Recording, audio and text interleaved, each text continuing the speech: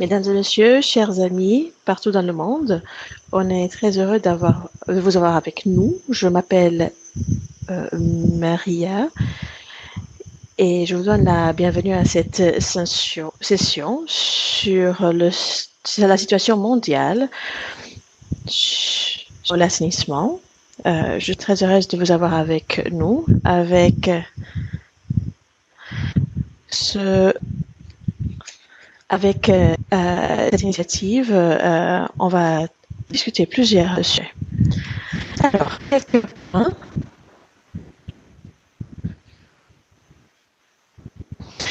Alors, concernant le point de presentation, you need to download an application if you haven't already done so. And you will then be listening to the session through your mobile phone while still using your computer to watch the session and to interact with us. And to be able to interact with us, we ask you to please use, I'm going to show the screen now. Please use the Pathable page for this session. There's a function here which is called chat, where you can post any comments and questions, and we will try to respond to them as soon as possible. To test this out, please introduce yourself right away so we know who you are. During the discussion and later in the session, we will also you will be able to take the floor.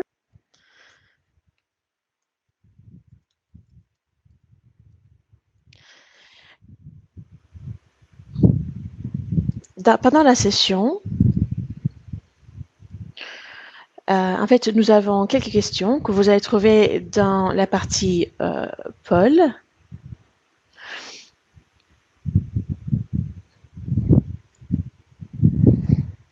Et on peut tester en fait les questions que vous avez. Vous pouvez voter. Vous pouvez prendre un peu de temps pour répondre aux questions. Et puis aussi, après chaque présentation, vous pourrez répondre aux questions.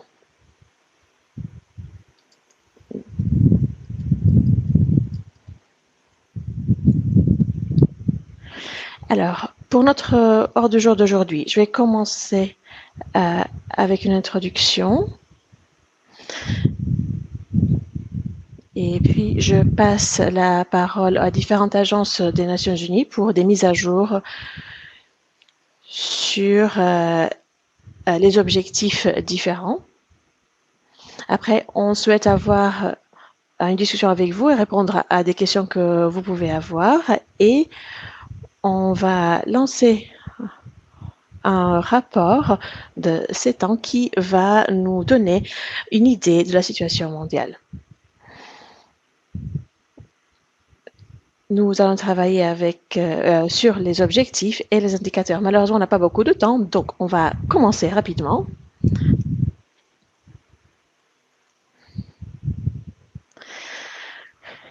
Alors, vous connaissez tous l'objectif durable numéro 6 qui regarde de garantir l'accès de tous à des services d'alimentation en eau et d'assainissement gérés de façon durable. Ce sont des points, des objectifs qui sont sous la responsabilité de plusieurs agences des Nations Unies qui demandent aux pays aussi des données et soutiennent ces activités avec plusieurs activités pour augmenter les capacités, pour toujours progresser pour atteindre cet objectif. Sous cette initiative, en fait, nous avons plusieurs agences pour avoir une synergie à travers tout ce travail et aussi pour pouvoir travailler au sein des différents pays.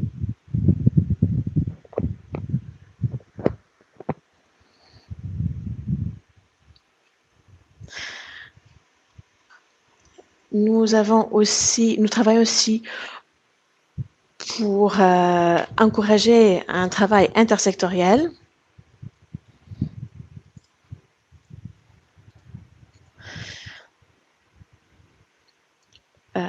toutes les agences amènent leurs ressources et aussi les différentes ressources financières. À ça, nous avons plusieurs donateurs qui nous aident dans notre travail.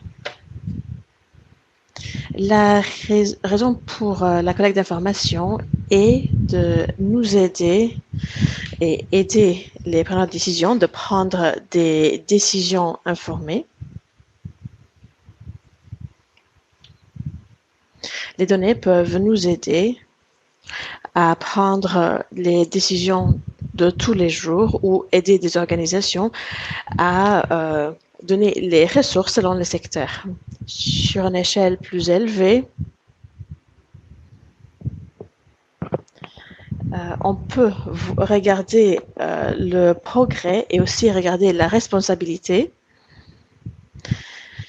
ainsi d'attirer un investissement sur une échelle nationale et internationale. Et c'est un travail pour atteindre l'agenda 2030. Les experts en matière d'eau, nous devons voir comment nous pouvons transformer ces données dans des informations intégrées qui peuvent être utilisées par les différentes parties prenantes. Les différentes parties prenantes des différents secteurs, agriculture, planification urbaine, etc. C'est important de savoir comment les parties des données sectorielles peuvent être analysées et transformées en quelque chose qui veut dire quelque chose d'important et qui peut être utilisé pour communiquer avec les différentes personnes. Les données que nous allons présenter aujourd'hui viennent des pays, la plupart au moins.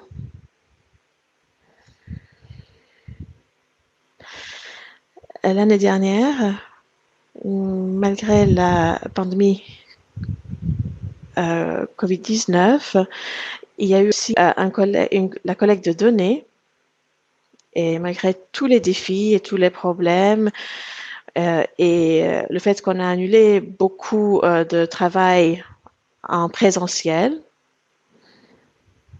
et on a dû travailler en ligne, on a quand même eu des bons résultats en ce qui concerne les données.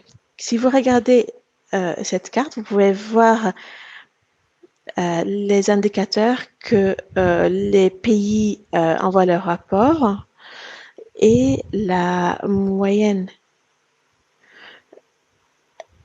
des indicateurs était 7.0 en 2019 et en 2021, c'est 8.2. Donc, ça a été une très bonne expérience et on remercie les points focaux des pays pour ces efforts. Vous pouvez utiliser le bouton sur Zoom pour montrer votre appréciation. En ce qui concerne les indicateurs qui regardent les données de qualité de l'eau et des aquifères, il faut savoir que c'est quelque chose qui a besoin des ressources, des investissements sur le long terme et un soutien sur une échelle interne et externe. Donc, c'est pour ça qu'on demande à toutes les parties prenantes à nous soutenir et soutenir les pays pour collecter les données des secteurs différents, secteurs publics, privés, universités et sociétés civiles pour pouvoir avoir une image complète. Et dernière chose, pour sensibiliser.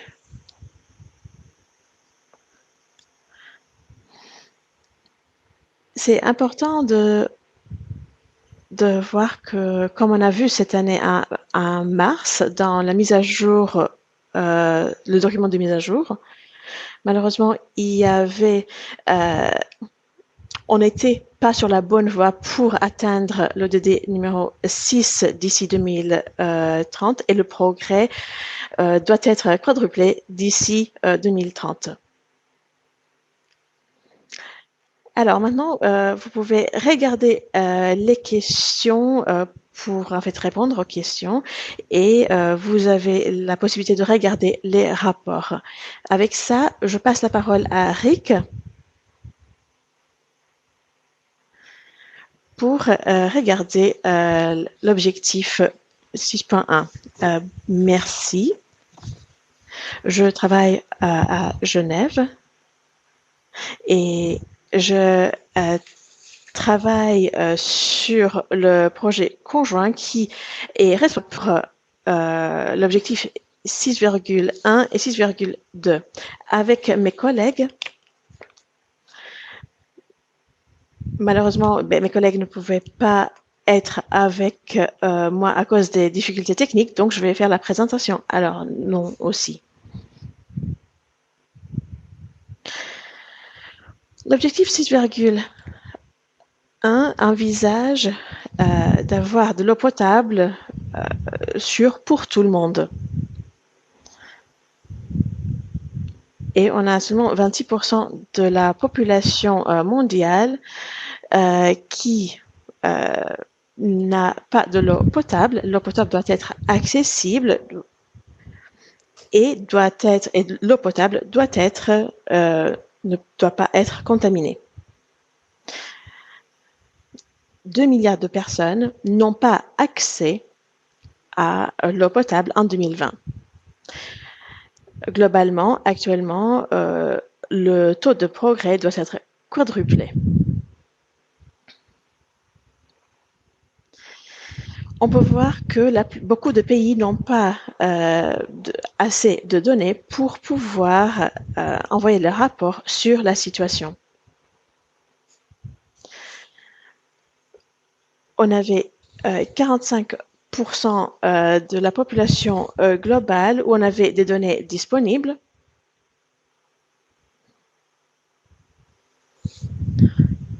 Prochaine diaporama, s'il vous plaît. Donc, nous utilisons des façons différentes pour regarder les différents services. Donc, nous avons les services qui sont bien gérés en bleu foncé, de base en bleu clair, limité en jaune, etc. Les tendances montrent qu'il n'y a pas une des régions qui est sur la bonne voie pour arriver à atteindre l'objectif. En ce moment, 771 millions de personnes n'ont pas accès à l'eau potable dans différentes zones à travers le monde. Depuis l'an 2000, milliards de personnes ont pu avoir accès aux services d'eau potable. Mais on n'est pas sur la bonne voie pour atteindre l'objectif d'ici 2030. Donc, nous devons, comme on a déjà dit, quadrupler les efforts pour arriver à un service de base. Il faut davantage d'investissement pour avoir des services d'eau potable. L'objectif durable 6,2 envisage l'assainissement pour tous, surtout en soulignant l'importance des personnes vulnérables, des femmes et des enfants.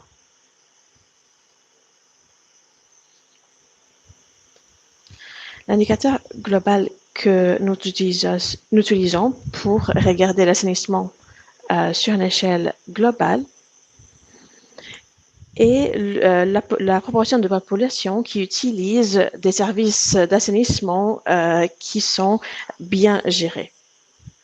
Ici, nous pouvons voir les estimations qui montrent que 46% de la population globale, c'est-à-dire 3,6 milliards de personnes, n'ont pas accès à des services d'assainissement qui sont bien gérés et 494 millions de personnes pratiquent la défécation en plein air en 2020. La plupart des pays n'ont pas assez de données pour envoyer leur rapport sur cet objectif. En 2020, les estimations nationales étaient disponibles pour 120 territoires et zones qui représentent 81% de la population mondiale.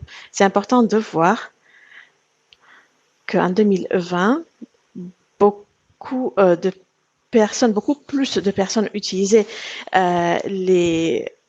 des facilités d'assainissement en ligne, mais en ce qui concerne les eaux usées, il y a peu de données sur le traitement et l'utilisation de ces eaux usées.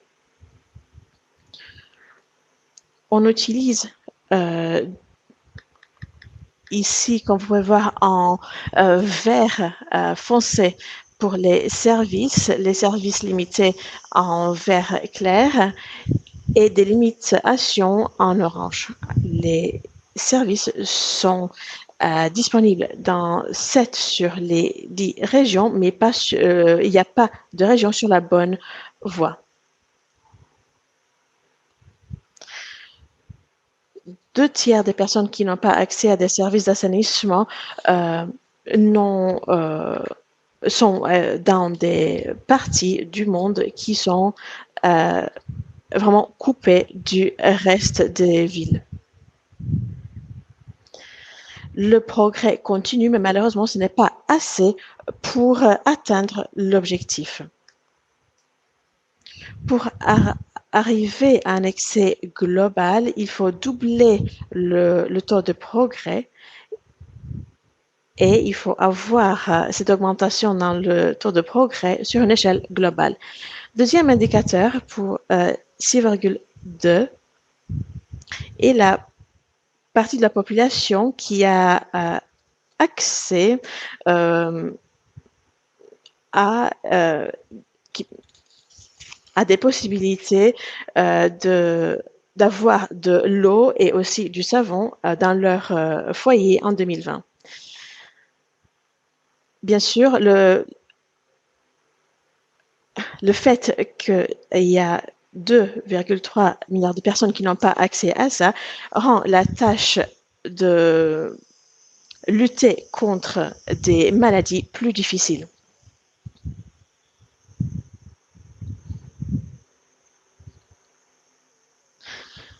Dans le rapport qui a été publié il y a quelques mois, les estimations étaient disponibles seulement pour 79 pays et territoires, qui veut dire juste plus de la moitié de la population globale.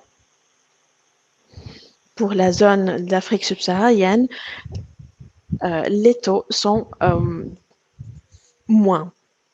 Nous avons ici les différents taux en violet, en jaune et en orange pour ceux qui n'ont pas accès à l'eau ni au savon.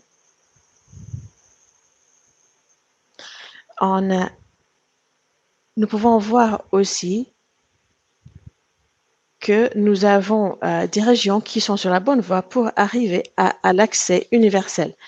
Dans le rapport de 2020, nous avons vu les différentes possibilités, les différents taux pour les 5 ans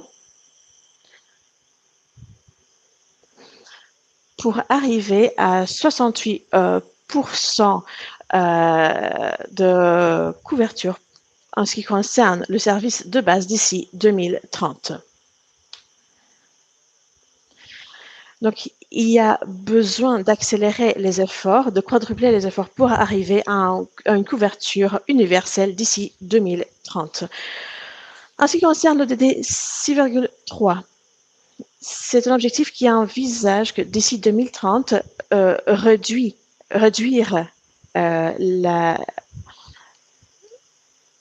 la pollution et augmenter le recyclage et la réutilisation. L'objectif a 2 indicateurs. Il y a d'un côté les eaux usées et de l'autre côté la qualité des eaux. Prochain diaporama. Premier diaporama. Voilà. Donc ici, nous regardons les eaux usées. Globalement, 44% des eaux usées des foyers n'est pas traité d'une façon sûre.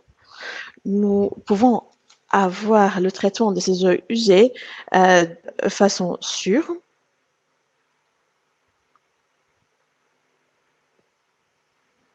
Il y a davantage de données disponibles sur des eaux usées des foyers et pas sur une échelle industrielle. En 2020, presque la moitié des eaux usées générées par les foyers n'étaient pas bien traitées. Je passe la parole maintenant à mon collègue à UN Habitat pour continuer la présentation. Merci beaucoup. Je travaille au bureau de Genève pour UN Habitat. Alors, cet indicateur utilise un indicateur différent. On utilise des données rapportées d'une façon échelle, sur une échelle nationale.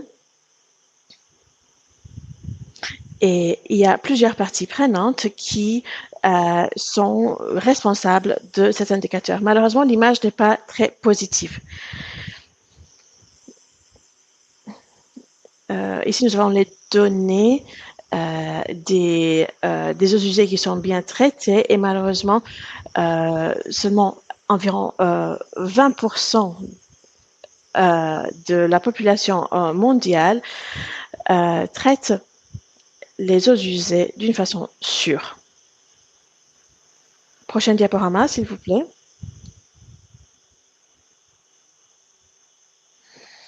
Ici, on regarde les données des eaux usées industrielles. Si vous regardez cette situation, c'est encore pire parce que seulement 14 pays qui ont rapporté sur ces indicateurs. C'est une proportion minuscule de la population mondiale. Si on prend ces chiffres ensemble,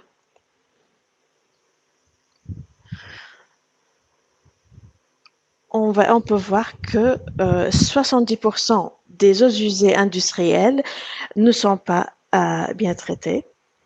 Mais bien sûr, les chiffres sont plus élevés parce que les pays qui ont envoyé leur rapport viennent des régions développées. Donc, on a beaucoup de travail à faire pour avoir une image plus claire de la situation. Donc, je passe la parole à Rick pour continuer la présentation. Merci.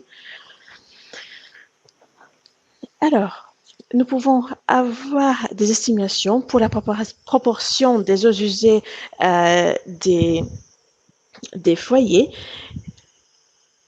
Comme vous pouvez voir sur la carte, 62 pays, donc on a presque la moitié des pays qui ont envoyé le rapport.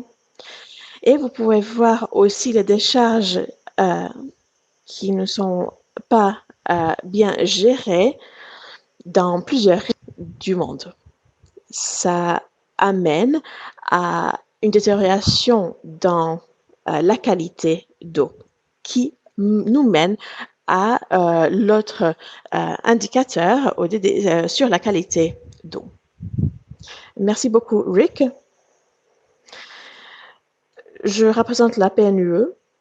Cet indicateur regarde la proportion des eaux de bonne qualité. Ça peut être un aquifère, un lac, une rivière. Et on utilise des paramètres qui sont pertinents globalement.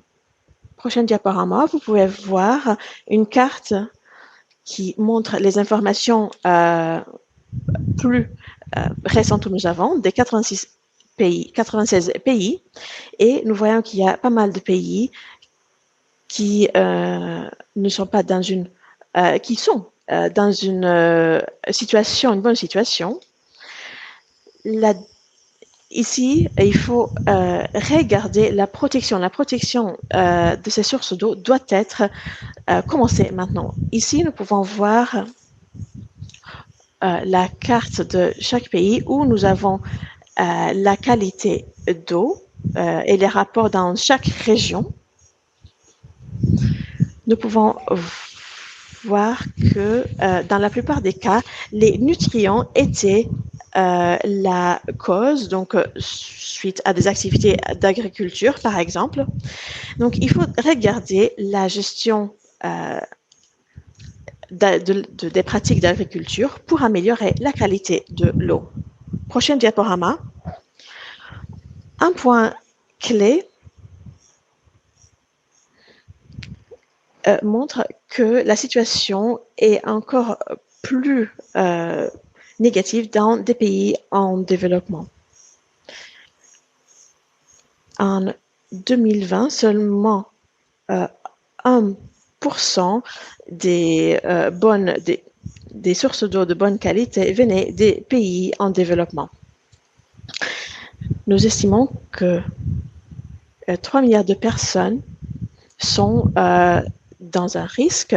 Pourquoi? Parce que la santé des écosystèmes d'eau douce sur lesquels ces personnes, ces populations dépendent, n'ont pas une bonne qualité d'eau. En ce qui concerne l'action, la première étape est d'avoir des politiques en place pour élargir les programmes nationaux de surveillance.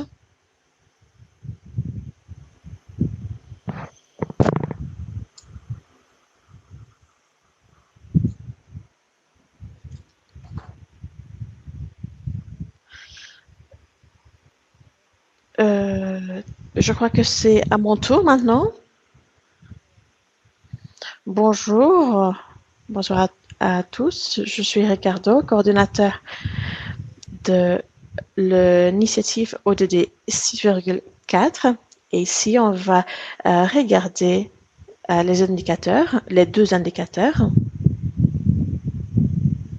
Prochain diaporama, merci.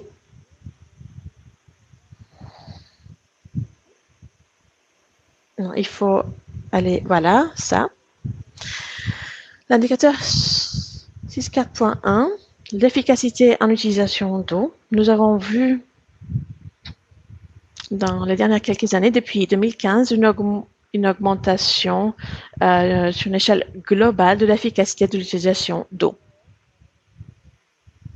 On va regarder dans plus de détails. Prochain diaporama, merci. Ici, nous pouvons voir la carte. Les pays en vert montrent une augmentation qu'on a eue les dernières 4 ans. En rouge, on voit une baisse sur une échelle globale. On a peu de pays où on n'a pas de changement, mais en même temps, on peut voir que la plupart des pays montrent une augmentation. Prochain diaporama. Ici, nous avons ce graphique qui représente les changements dans l'efficacité dans l'utilisation des eaux à travers le temps. Nous pouvons voir que la ligne noire au milieu, c'est la tendance globale. Et nous pouvons aussi voir que la plupart des régions du monde augmentent leur efficacité. Mais nous avons quelques régions qui sont un peu plus compliquées, on va dire. L'Amérique latine, par exemple, et l'Afrique subsaharienne.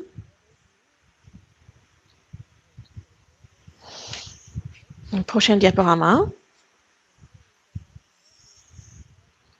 Ici, nous pouvons voir comment sont les choses. La valeur rajoutée de l'économie globale en rouge. En jaune, nous avons l'efficacité en utilisation d'eau. Nous pouvons voir qu'il y a eu une augmentation dans cette efficacité, comme on a dit, mais en même temps, nous voyons que l'augmentation n'est pas si élevée que la ligne rouge. Et c'est ça le point. Donc, l'efficacité augmente, mais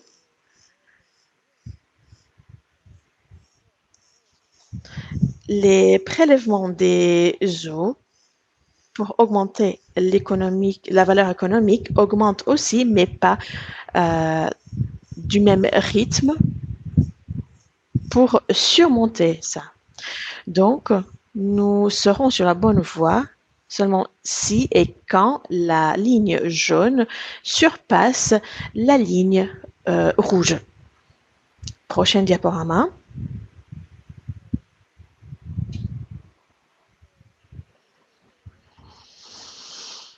Pour le prochain indicateur, stress hydrique, nous avons beaucoup de personnes, donc 733 millions de personnes qui vivent dans des pays qui sont vraiment en pénurie d'eau. Sur une échelle régionale, nous pouvons voir les deux lignes rouges qui représentent les régions avec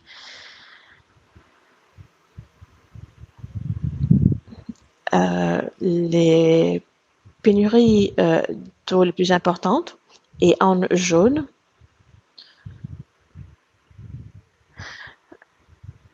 nous avons l'Asie de l'Est et du Sud-Est.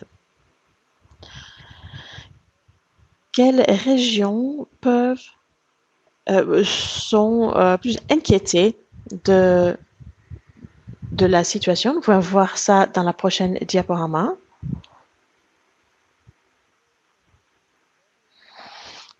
Ici, nous pouvons voir sur une échelle des pays.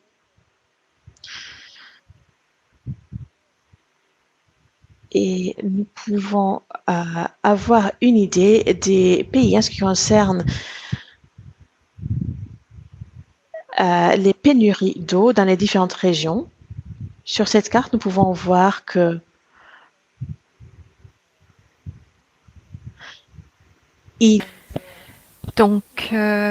l'une des caractéristiques les plus principales par rapport à ce rapport est sur la diapositive suivante. Ici, on a le niveau de déficit hydrique, non pas par pays, mais par bassin des divers fleuves. Et on voit ici que, donc beaucoup plus clairement, l'étendue de la pénurie d'eau, le déficit hydrique, par rapport à l'Ouest, à l'Amérique du Nord, à l'Asie de l'Est, dans la longitude. Et ceci nous donne une idée sur le problème. Et ceci montre qu'il n'y a aucun endroit dans le monde qui n'est pas affecté. Et en même temps, on voit qu'une grande partie du monde est présente est affectée par cela de façon évidente. Et je vous remercie. Donc, je donne maintenant la parole à ma collègue qui travaille dans l'environnement. Je vous remercie, Ricardo. Je suis Maya Bertola. Je travaille pour les Nations Unies et je travaille dans le domaine de cette cible qui traite de la gestion des sources d'eau à tous les niveaux. Donc, vous voyez les messages clés sur la première diapositive. Il y a 700 pays qui sont malheureusement pas au niveau pour ce qui concerne la gestion des ressources d'eau d'ici 2030, la durabilité en fait de ceci. En 2020, on a eu 171 rapports de la part des pays. Et ceci est comparable aux données qu'on a eues par rapport à l'année de référence, qui est 2017. L'indicateur 651, en fait, évalue le niveau de mise en œuvre de gestion des ressources d'eau intégrées. Il y a eu des... ceci est mesuré du niveau le plus haut au niveau le plus bas. Il y a ici les résultats pour l'année 2020. La bonne nouvelle, c'est qu'on n'a plus de pays qui sont dans le niveau le plus bas. Il n'y a pas de rouge sur la carte ici que vous voyez, mais du côté négatif, on a 87 pays donc environ la moitié, qui sont dans la catégorie la plus basse, qui ont jaune et orange sur l'écran. Pour ce qui concerne les progrès qui ont été réalisés, on espère d'atteindre les cibles d'ici 2030.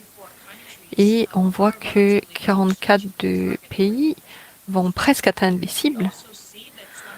On a vu que 22 pays aussi ont réalisé des progrès assez importants par rapport à l'année de base de 2017.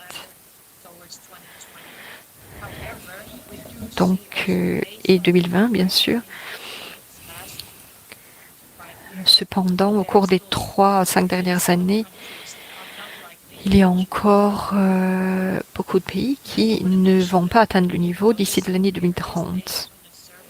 Ceci est basé sur une étude, un questionnaire qui indique que d'ici l'année 2020, les pays avaient utilisé les processus de consultation des parties prenantes et de reporting. Donc, on a confiance dans ces données.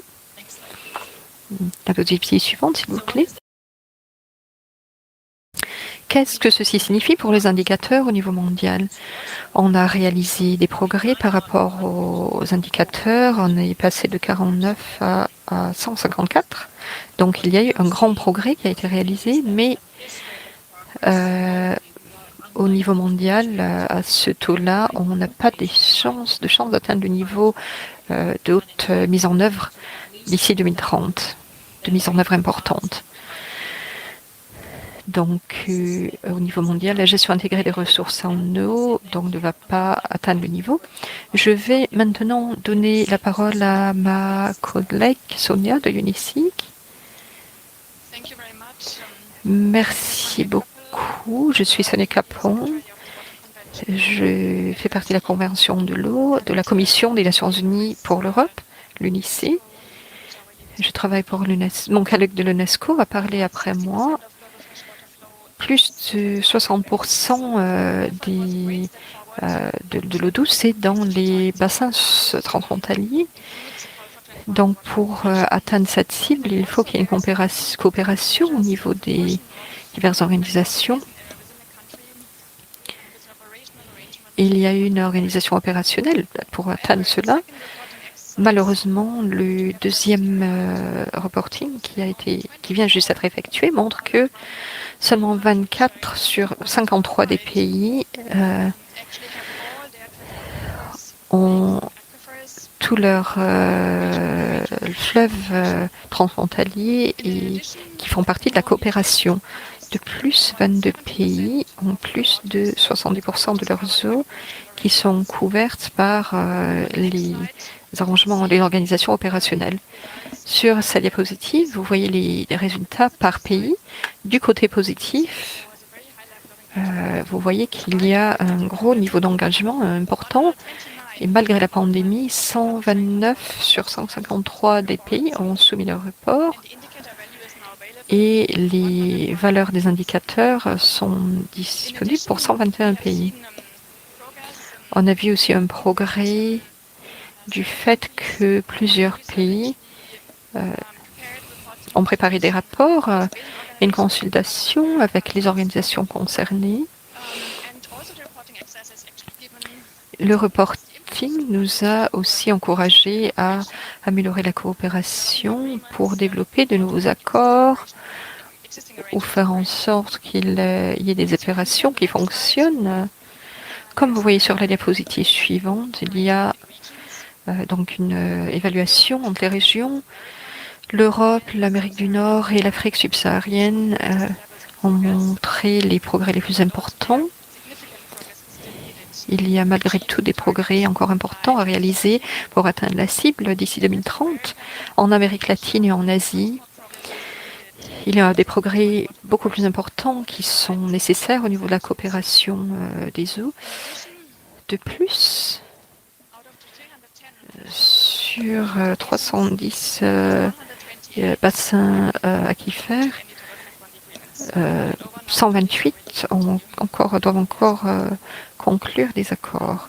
Je donne la parole à ma collègue de l'UNESCO. Je voudrais ajouter que ce qu'on voit dans ces diapositives sont des informations très importantes qui indiquent que le suivi des indicateurs a révélé qu'il existe un manque de connaissances sur les aquifères transfrontaliers, sur le partage des ressources.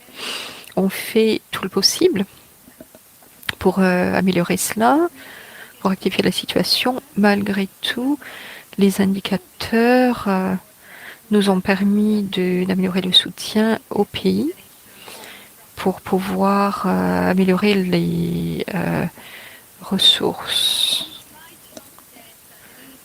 au niveau des eaux terraines. Il y a donc un besoin crucial pour accélérer et améliorer la coopération au niveau des divers pays pour ce qui concerne la gouvernance durable. L'UNESCO et l'UNECE vont poursuivre leurs efforts pour pouvoir accélérer cette tendance et améliorer le soutien aux pays qui doivent développer leurs capacités et prendre des mesures. Je vais maintenant donner la parole à mon collègue Stuart Crane qui fait partie du programme environnemental des Nations Unies. Je m'appelle Stuart Crane. Je fais partie du programme des Nations Unies sur l'environnement et je vais maintenant traiter de l'indicateur 6.6 qui est celui des écosystèmes d'eau douce. Et il est très important pour nous parce que les écosystèmes d'eau douce, au niveau des aquifères, nous fournissent les services dont on a besoin tous les jours. Et les cibles 6.6 sont exigées de la part des pays qu'ils améliorent leur niveau. On a évalué les services, donc la façon dont ils ont évalué avec le temps en utilisant des satellites qui ont observé des changements au niveau de l'eau, des eaux par rapport aux années 1980. En fait, par rapport aux écosystèmes d'eau douce, au niveau des 20 dernières années, il y a eu des changements au niveau de tous les bassins fluviaux dans le monde, des changements très importants par rapport aux services disponibles sur un 5e des bassins fluviaux mondiaux. Vous voyez ici sur cette carte ces niveaux-là, donc je vous demande de porter votre attention sur les zones qui sont en bleu clair, qui ont nettement augmenté et qui ont eu des inondations, qui ont été inondées sur leur terrain. Et celles qui sont bleu foncé représentent les zones dont les eaux ont diminué. Les plaines fluviales ont connu des changements saisonniers. Et la plupart de ces changements, ou beaucoup d'entre eux, ont été une conséquence des changements climatiques. Par exemple, des glaciers, entre autres. Par rapport aux zones humides intérieures, il y a eu aussi les mangroves costales qui ont eu un déclin au cours des 20 dernières années, pardon. Et vous voyez sur ce graphique les changements conséquents par rapport à ça, par rapport au carbone qui a été retenu. Et donc il y a des changements directs par rapport aux écosystèmes d'eau douce. On espère donc les restaurer et protéger ceux qui sont encore en bon état. Voilà, c'est tout ce que j'avais à dire par rapport à l'indicateur CCS1. Je vais donner la parole à mon collègue de l'OMS. Donc l'OMS traite de l'enregistrement des moyens de mise en œuvre par rapport avec le CDE. Ceux-ci sont donc les derniers indicateurs desquels on va parler. Et de façon intéressante, ceux-ci répondent aux questions. Donc on a les ressources, on a le mécanisme qui nous permettront d'atteindre les indicateurs ODD. Donc je vais passer à la diapositive suivante qui traite de l'assistance au développement officiel. Le message est très clair, on a des objectifs très ambitieux par rapport à l'eau, l'assainissement et l'hygiène, les domaines d'assainissement. On aurait voulu voir des changements beaucoup plus importants au niveau de l'assistance internationale, du financement, mais malheureusement, il n'y a pas eu de grands changements. Par rapport au décaissement, donc il va falloir qu'on analyse, qu'on travaille là-dessus de façon très intense. Et on a donc entendu tout à l'heure qu'il faudrait quadrupler nos efforts pour atteindre les niveaux désirés. Donc la diapositive suivante, s'il vous plaît. Vous voyez ici les régions dans lesquelles l'assistance a lieu. Donc en zone jaune, c'est donc les endroits où les décaissements de l'ODA sont effectués. Les décaissements à l'Afrique subsaharienne ont augmenté de 2,8, sont passés de 2,8 à 2,9. Je connais ces chiffres par rapport à l'année 2019, qui était avant la pandémie. Et à mesure qu'on obtient les données pour 2020, on va voir comment le monde a réagi par rapport à la pandémie. Ça sera intéressant de voir cela.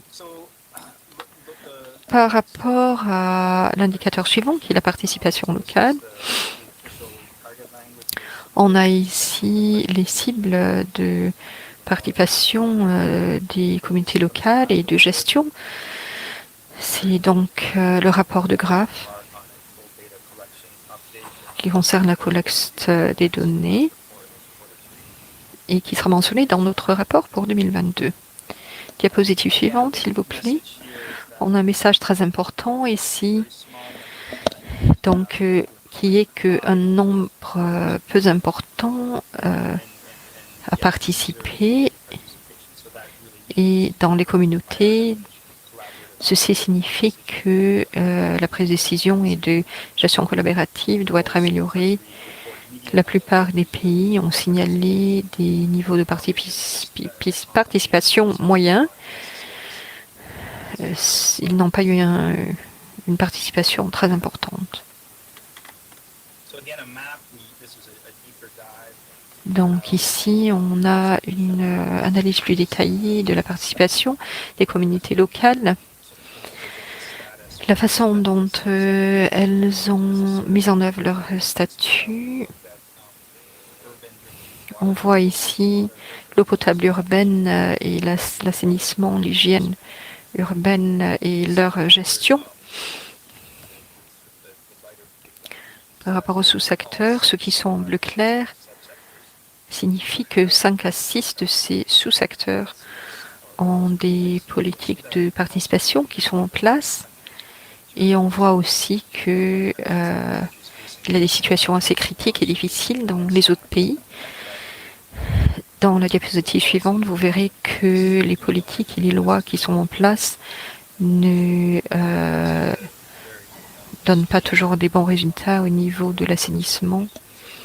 Il y a des ressources limitées dans ces pays-là, des ressources financières de moins de 50% dans les zones rouges qui sont de la moitié de ce qui est requis pour influencer la participation des communautés.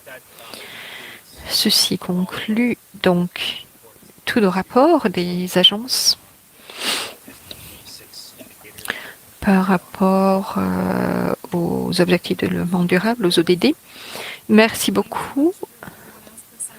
Je remercie tous et toutes tous celles qui ont présenté et tous les participants qui attendent encore pour pouvoir prendre la parole. J'espère que vous avez pu répondre qu'on a pu répondre à vos questions et vice-versa. Vous avez 1 ou 2 minutes pour le faire.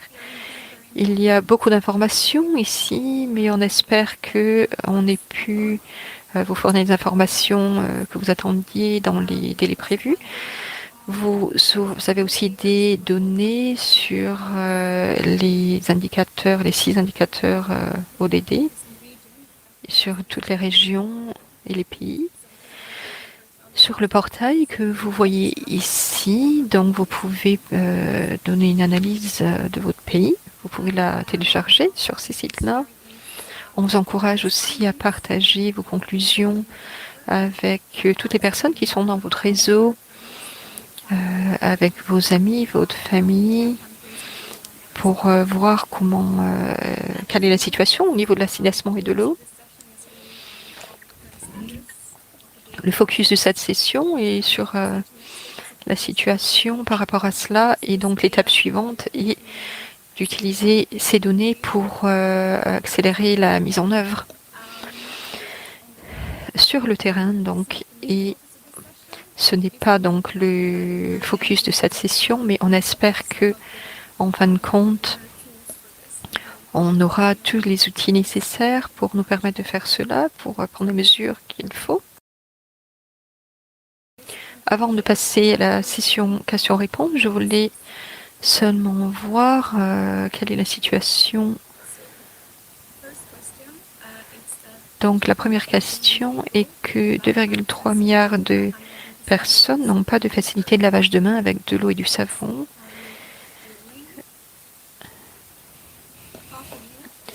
La moitié d'entre vous ont répondu à cette étude. C'est un petit peu confus parce que d'autres études parlaient de l'eau et de l'assainissement, 2,3 milliards et un tiers de la population mondiale. Le reste est à peu près pareil. Il y a 2,3 milliards de personnes qui ont des pays où il y a un déficit hydrique. Et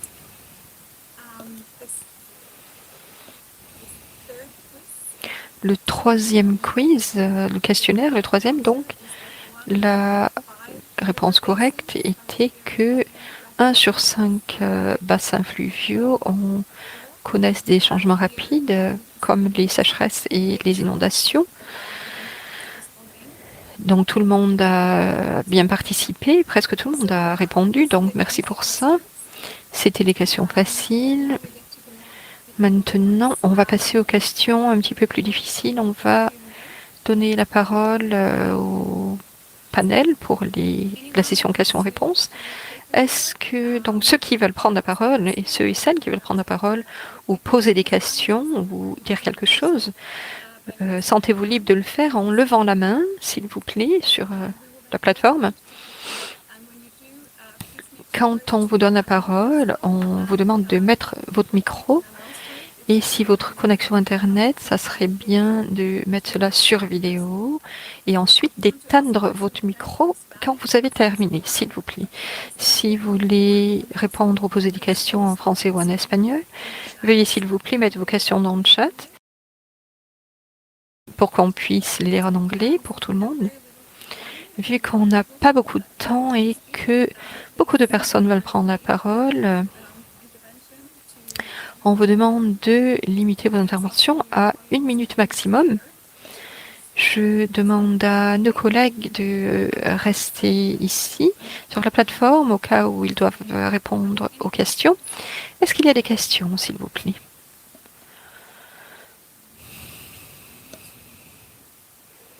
J'essaye de voir si... Oui, j'ai une question rapide. Merci pour vos présentations. Quel est le plan général, s'il y en a un, pour la communication de ces données au gouvernement dans les pays en voie de développement pour que des mesures soient prises sur la base de ces données? Je vais répondre à cela. Ces données proviennent des pays dont les données ont été validées, donc ces pays en sont conscients. Bien sûr, au niveau mondial, on est en train d'essayer de communiquer cela aux pays individuels. C'est l'une des raisons pour laquelle on a dédié ce portail pour que chacun dans les pays individuels puisse analyser la situation dans son pays. Et les pays qui gèrent cela, les agences qui gèrent cela travaillent avec les points focaux pour passer à l'étape suivante, à savoir d'utiliser les données pour élaborer des politiques. Dans les pays de l'Union européenne, il y a une coordination pour coordonner ces données. J'espère avoir répondu à votre question.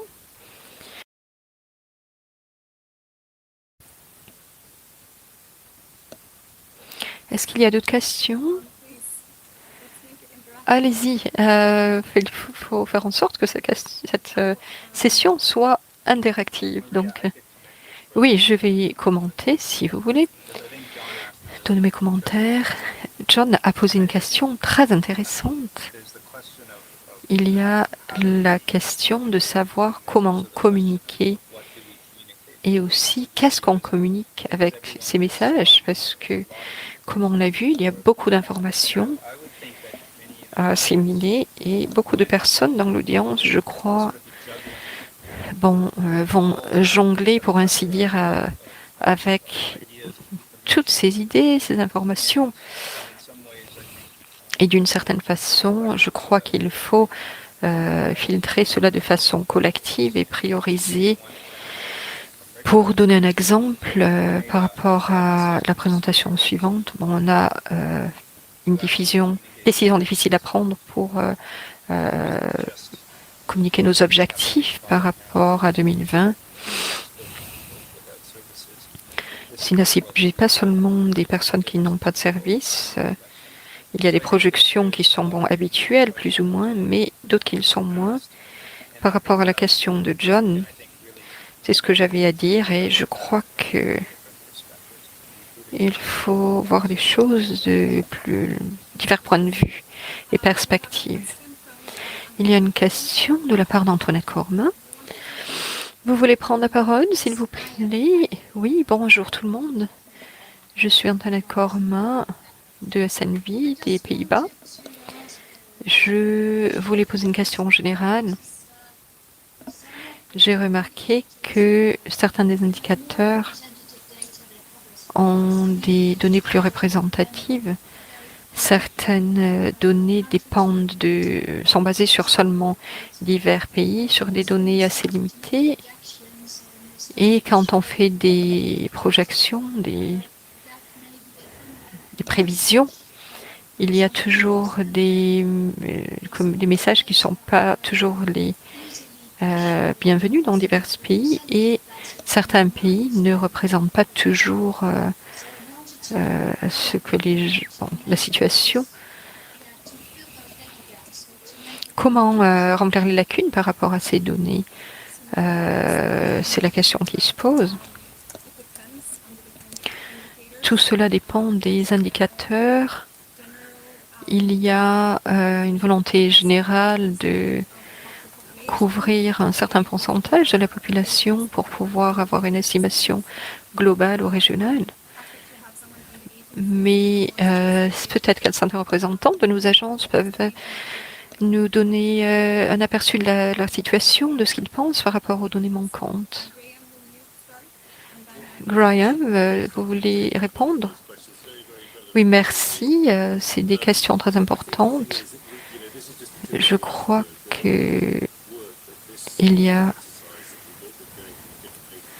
beaucoup de... Bon, par exemple, par rapport à la situation, l'analyse mondiale, elle est différente de l'analyse du suivi régional. Try and find new ways. Nous avons encouragé beaucoup de pays pour continuer avec le reporting. Nous avons travaillé avec les différents services pour encourager l'utilisation aussi de ces données.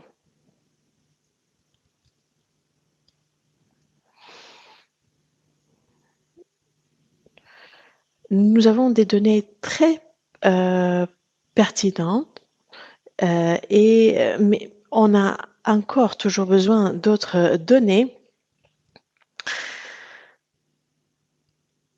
où on a besoin davantage de rapports, c'est-à-dire que en ce qui concerne les données sur les eaux usées sur une échelle industrielle.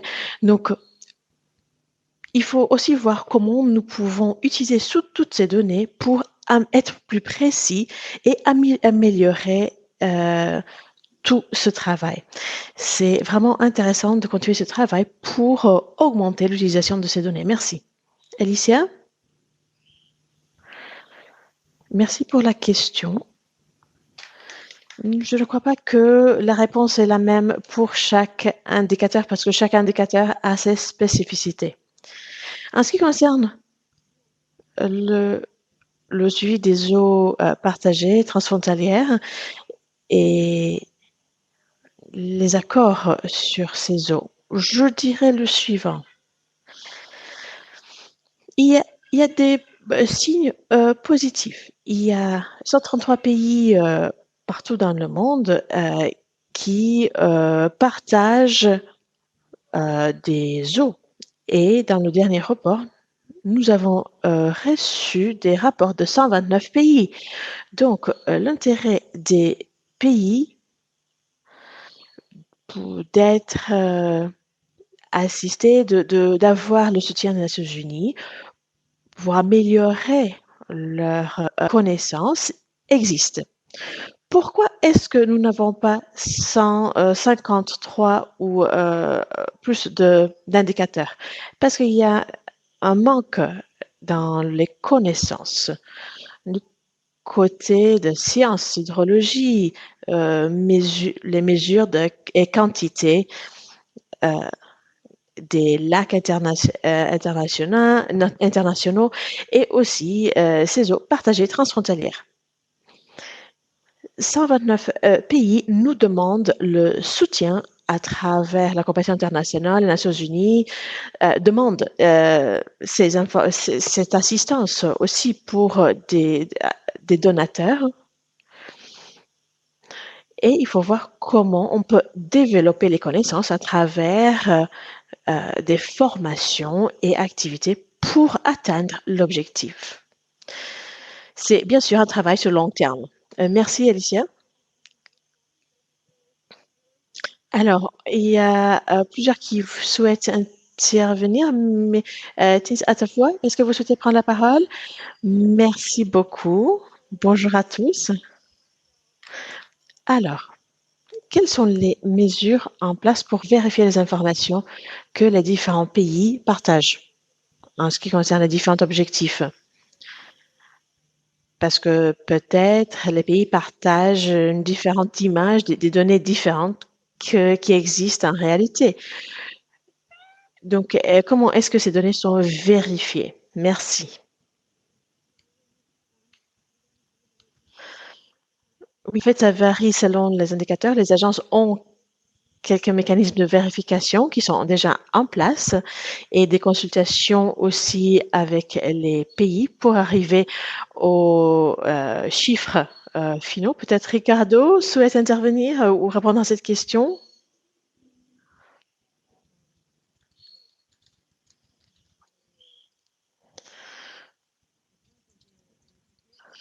Oui, alors la vérification des données, c'est un côté vraiment important que les agences mènent. En fait, je crois que la façon plus utilisée est de comparer les données qu'on vient de recevoir avec les données des années précédentes. Et pour discuter aussi, de discuter avec les pays si ces données ne sont pas sur le même niveau. D'autres options que nous avons est de comparer les données avec d'autres sources. Par exemple, des données des satellites pour voir si ça correspond, s'il y a une contradiction, si les données sont plausibles ou pas. Ce sont les moyens que nous utilisons pour vérifier les données chez FAO. Merci beaucoup.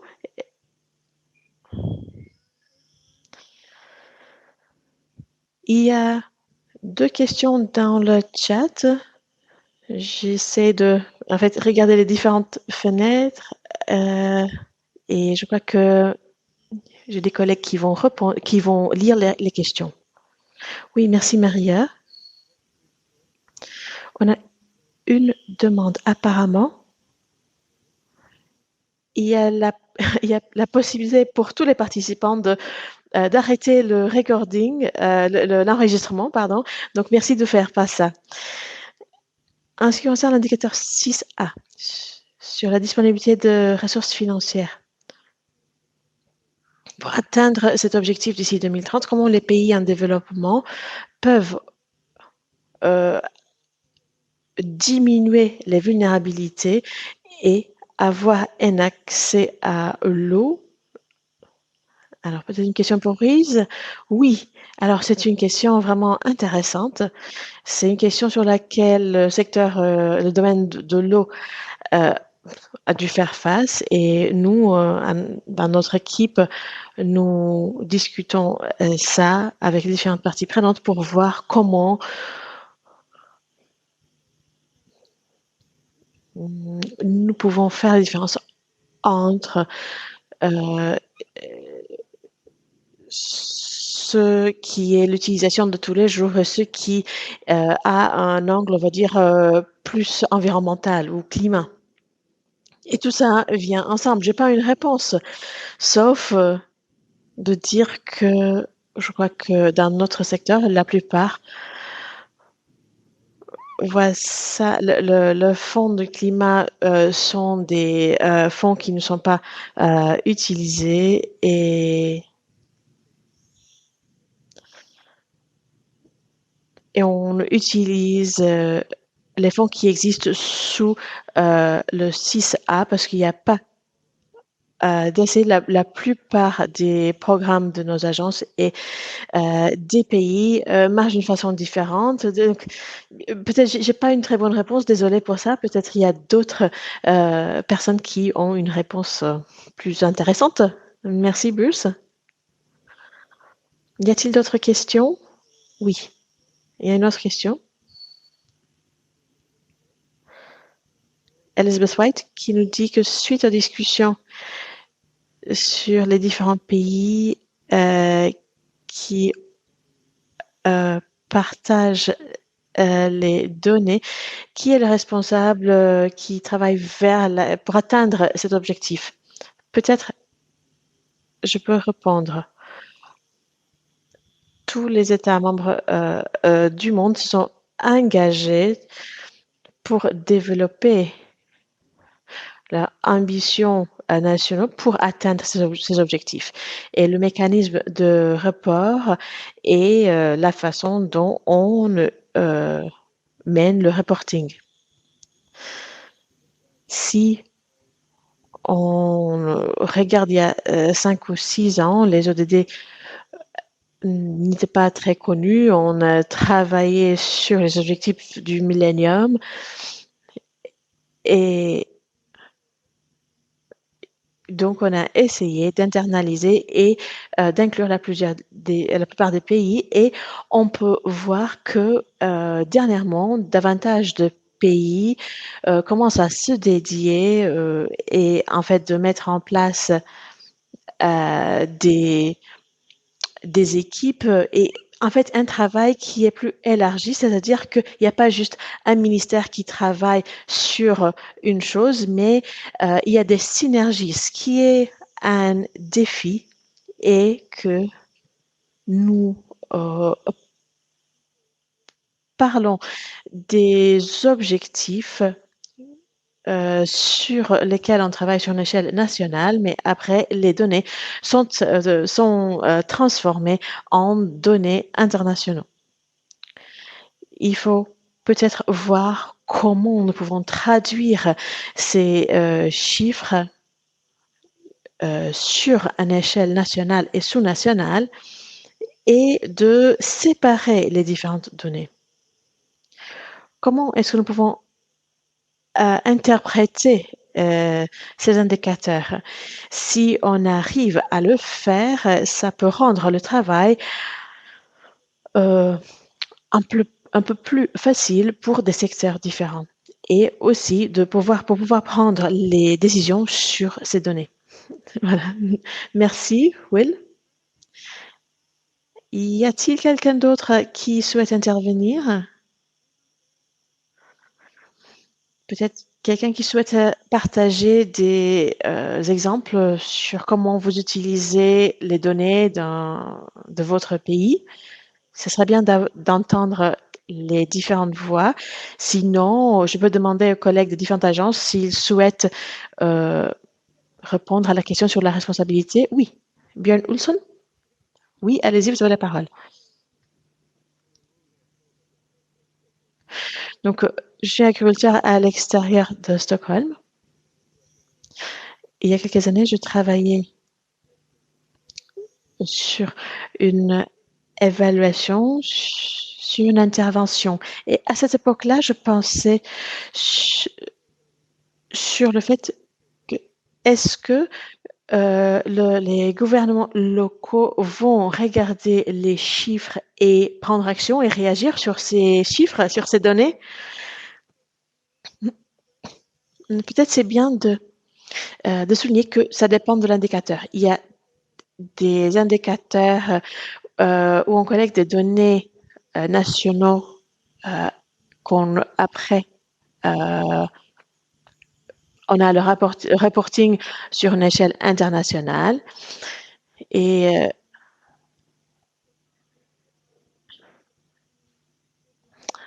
la question est aussi si les indicateurs sont utiles sur une échelle locale. Je crois que un bénéfice de ces indicateurs, c'est essentiel pour la communication. Donc, et c'est important aussi et utile et facile à prendre une décision sur le terrain avec les données qu'on a des différents indicateurs. Y a-t-il quelqu'un d'autre qui souhaite répondre? Tom? Oui, je crois que c'est une très bonne question. Quelque chose qu'on a essayé de faire est d'intégrer ces nouveaux mesures. Donc, par exemple, l'OMS et l'équipe du programme conjoint, on commençait à collecter des données sur la contamination dans différents pays. Nous avons plus de 30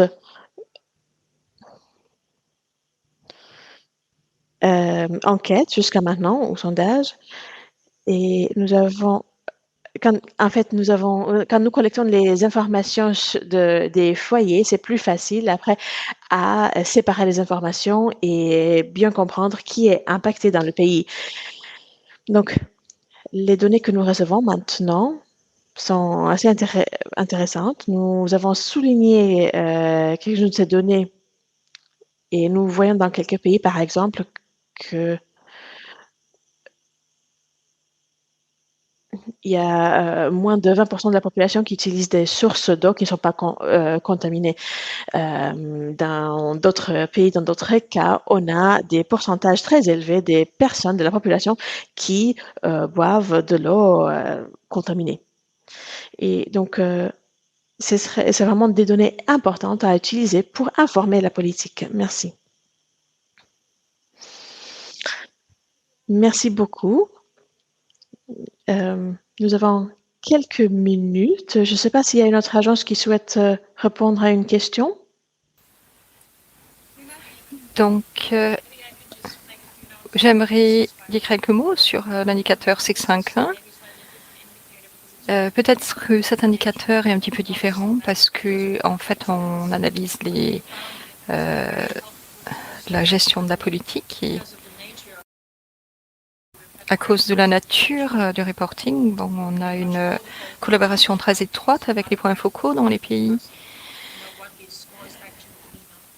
Et bon, sur le terrain, quelquefois, les choses sont très différentes d'un pays à l'autre. Et c'est vrai que tous les 2 ou 3 ans, on doit faire un exercice de reporting, mais c'est aussi très important du point de vue du diagnostic. Non seulement parce qu'on a des chiffres et on peut les donner aux agences, mais on a aussi l'occasion d'avoir un statut dans le pays. On a un programme de soutien. Bon, on ne peut pas passer de 0 à 100 en 5 ans pour les indicateurs, mais au moins on peut identifier les petites étapes, les petites mesures qu'on peut prendre au niveau du gouvernement. Aussi, si on peut aussi prendre des dispositions pour prendre ces mesures, c'est très important et ça a été utile pour nous en tant qu'agence. Bien sûr, ça prend beaucoup de ressources pour faire ceci au niveau international. Et on a vu qu'il y a des mesures très particulières qu'on peut prendre qui sont basées sur les exemples d'autres pays, par exemple. Donc, les lacunes au niveau des données sont très importantes, non seulement pour ces expériences en tant que telles, mais aussi pour les partager. C'est ce que je voulais dire par rapport à l'indicateur 651. Il faut répondre dans le chat, je crois, parce qu'on n'a pas assez de temps pour répondre à toutes les questions. On vous remercie pour les questions qui ont été envoyées. On est intéressé de poursuivre cette conversation avec vous. Et on a des webinaires qui sont particuliers aux indicateurs en septembre. Donc, il y aura des sessions plus approfondies. Donc, vous êtes les bienvenus à y participer si vous voulez avoir davantage d'informations.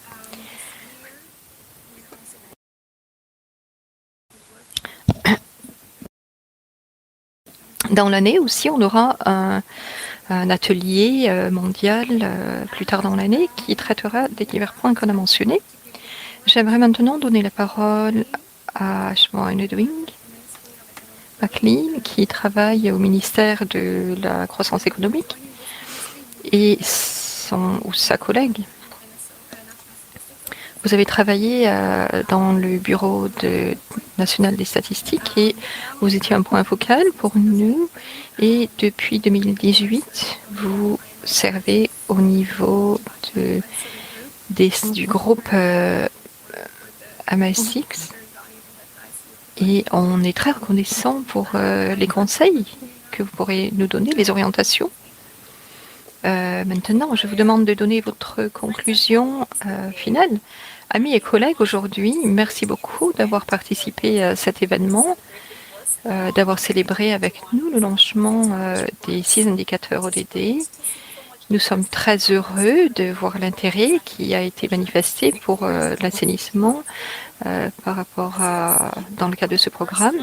Comme vous avez vu, pour la première fois, on a des données de la part de 200 pays, ce qui est une réalisation majeure.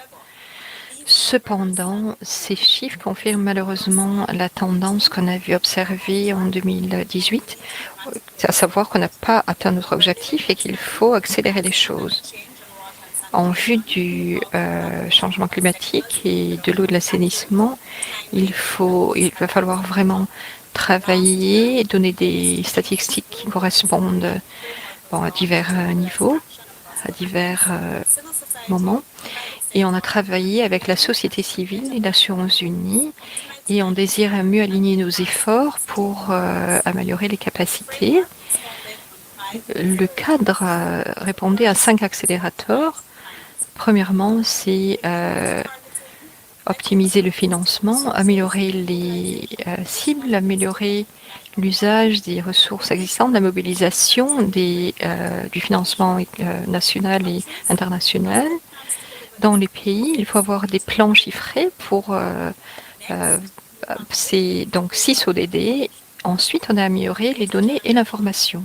La génération de données, la validation, la standardisation et l'échange d'informations sont vitaux pour améliorer la confiance, pour que les leaders puissent prendre des décisions informées et être responsables, améliorer la responsabilité. À travers ces initiatives de suivi intégré, nous voulons assurer que les informations de haute qualité sur les 6 ODD soient accessibles pour les prises de décision. Et vous avez vu dans l'introduction que les initiatives de suivi intégré ont pour but d'utiliser les données qui ont été rassemblées pour atteindre 2 objectifs, savoir d'encourager la collecte de données nationales et subnationales, et deuxièmement, d'améliorer les actions, prendre des informations informées par rapport aux ceux qui prennent les décisions.